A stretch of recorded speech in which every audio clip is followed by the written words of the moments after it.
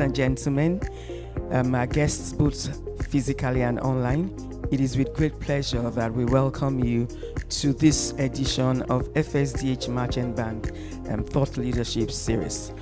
In this particular edition, we are looking to see how we can continue to enlighten our clients and our customers. Today we have the privilege of hosting Dr. Yemi Kale as our keynote speaker, who is a renowned economist and is an expert in providing data-driven insights into the Nigerian economy. His profound understanding of our nation's economic landscape will guide us as we explore the theme for today's session. And the theme, like you know, is Nigeria in a new era, the opportunities in our next growth phase. We are also honored to be joined by two distinguished speakers, Deepak Bujak, Group Treasurer, African Region for Consumer Business at Tolerance Group, and he possesses a wealth of experience in navigating financial landscapes across the African continent. So, furthermore, we are also extremely delighted to have Wilson Erumebo, a senior economist from the Nigerian Economic Summit Group. And Wilson is going to share his profound understanding of the macroeconomic policies and their impact on our nation's development. And I'd just like to thank you very much for joining us, and we look forward to a profound conversation at the event today. Thank you once again.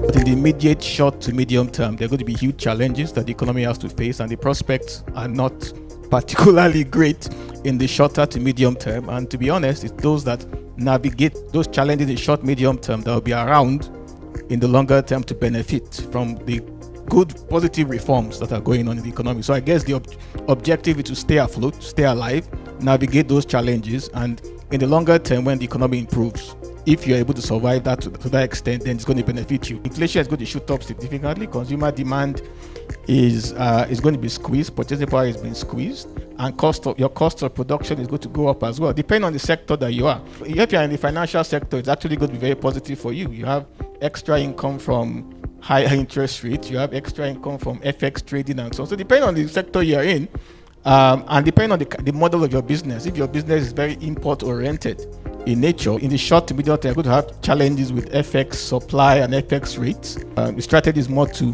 keep your businesses functioning, minimize cost as much as possible, and try to retain whatever demand you have, because you have a lot of competition, particularly also from now that we have relaxed import rules and so on, apart from imports as well, which might be cheaper because now you have high prices domestically.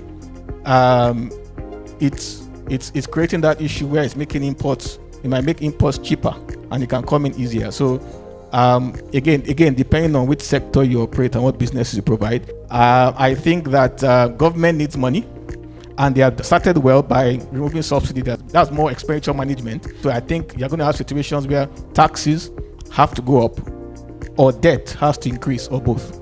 There's just no other way for the government to generate any more income. So I expect they're going to start increasing, fully implementing the Finance Act, possibilities of widening the tax net, or even increasing taxes of current business, which also pushes up prices.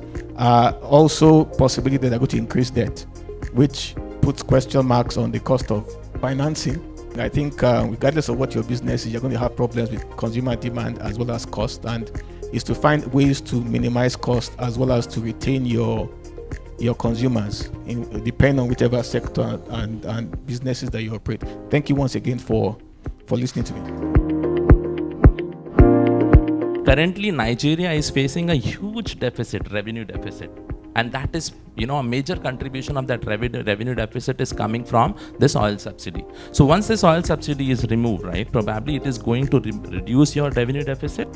If you are reducing your revenue deficit, that means lesser amount of borrowing, which you will be doing as a country. Less borrowing is less, a better balance of payment account, and then it will improve the rating for the country as a whole globally. And that is what will help us attract more FDIs and FPIs inflows into the country. We need to match our actions with all of our plans and goals and targets. And we must also try to, as much as possible to unlock private capital, focusing on key areas like manufacturing, ICT infrastructure, power, and growth must be sustainable. And it requires heavy private sector investments, coordination on the part of the government. It was a very impactful session. We got some good ideas from the macro side, excellent data in terms of Nigeria development path. There's a lot of questions and discussions about the implications of the key policy trust, forex liberalization, subsidy removal, and also specifically things across industry.